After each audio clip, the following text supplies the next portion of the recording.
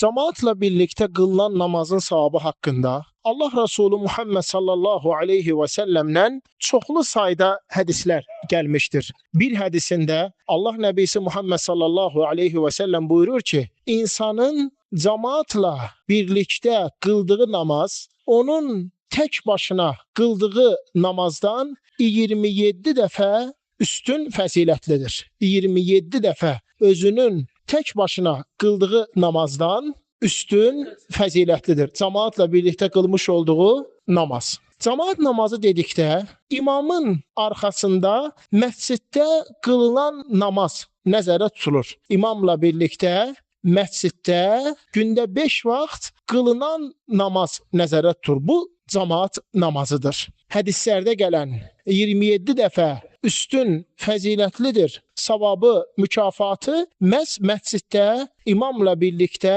qılınan cemaat namazları nəzərdə tutulur. O ki qaldı insanın evdə ailə üzvləri ilə birlikte qılmış olduğu cemaat namazı, yaxud insanın işdə, iş yoldaşları ilə birlikte qılmış olduğu cemaat namazı, yaxud insanların səfərdə, bir qonaqlıqda, bir məclisdə bərabərcə toplanıb qılmış olduqları cemaat namazı gözəl, yaxşı, xeyirli əməl sayılır.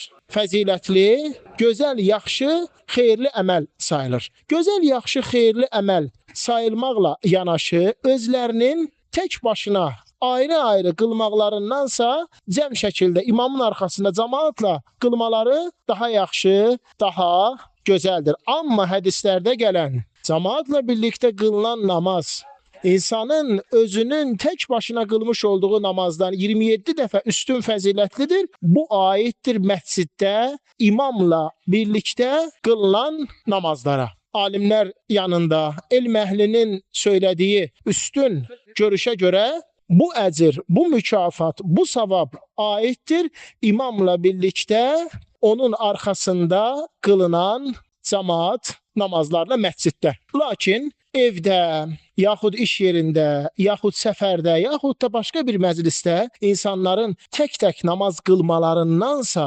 birləşib bir şəxsin arxasında dayanıb, onu özlərinə imam götürüb, bərabərcə qılmaları, cəm şəkildə qılmaları yaxşı, xeyirli, gözəl əməldir. Tək şəkildə qılmalarından üstün və fəzilətlidir. Çünki alimlər insanın cemaatla birlikte ola-ola 3 nəfər, 5 nəfər, 10 nəfər birlikte ola-ola özünün tək çəkilib qıraqda cemaatdan ayrı namaz qılmasını bəyənmirlər. Bəli, namaz qəbuldur, səhihdir. Lakin tək başına qılmağı bəyənilmir, yaxşı deyildir. Madam ki orada cemaat var, madam ki orada səndən savayı namaz qılanlar var, birləşib cemaat şəklində qılmaq daha üstün, daha yaxşıdır, gözəldir.